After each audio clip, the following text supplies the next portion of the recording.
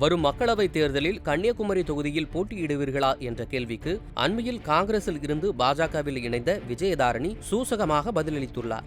நிறைய பேர் பாரதிய ஜனதா கட்சியை விருப்பத்தோடு ஏற்றுக்கொண்டு வரவிருக்கிறார்கள் என்ற செய்தியை மட்டும் பதிவு செய்யும். அவர் வருத்தப்படுறதுல நியாயம் இருக்கு.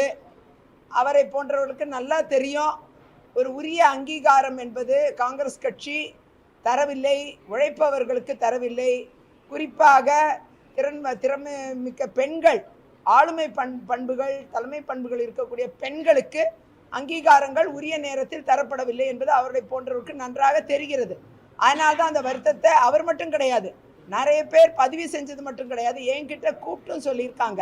வருத்தமாக இருக்குன்னு சொன்னதையும் தாண்டி நீங்கள் வளர்ச்சி பாதையில் உங்களை இணைத்து கொண்டிருக்கிறீர்கள், அதை முன்னெடுத்து முன்பக்கமாக நீங்கள் பாரதிய ஜனதா கட்சி நடை போட்டு செல்லுங்கள், திரும்பி பார்த்து விடாதீர்கள் என்ற செய்தியை நிறைய பேர் குறிப்பாக எங்கள் மாவட்டத்திலேருந்து சொல்லியிருக்காங்க.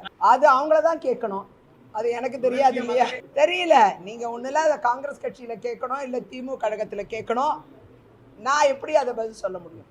சரிங்களா? ஐ திங்க் நான் நிறைய பேர் சொல்லிட்டேன். வேற ஏதாவது இவங்கள்ட்ட கருத்து கேட்கணும்னு நினைச்சீங்கன்னா நீங்கள் கேட்கலாம். நான் தான் உங்கள்கிட்ட சொல்லிட்டேனே, எனக்கு என்ன பணி கொடுக்கிறார்களோ அந்த பணி மக்கள் பணியாக இருக்கும், அதில் மாற்று கருத்தே இல்லை. என்னுடைய அரசியல் பயணம் என்பது பாரதிய ஜனதா கட்சியால் நிச்சயமாக உறுதி செய்யப்பட்ட ஒன்றாக இருக்கும்.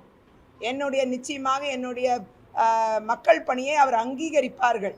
அந்த விதத்தில் எந்த பணி கொடுத்தாலும் அந்த பணியில் உயர்ந்த பணியாக கருதி என் பயணம் நம் பாரதிய ஜனதா கட்சியில் தொடரும் என்பதை உறுதியாக தெரிவித்துக் கொள்கிறேன். செய்திகளை உள்ளது உள்ளபடி தெரிந்து கொள்ள ரெஃப்ளெக்ட் நியூஸை சப்ஸ்கிரைப் பண்ணுங்க.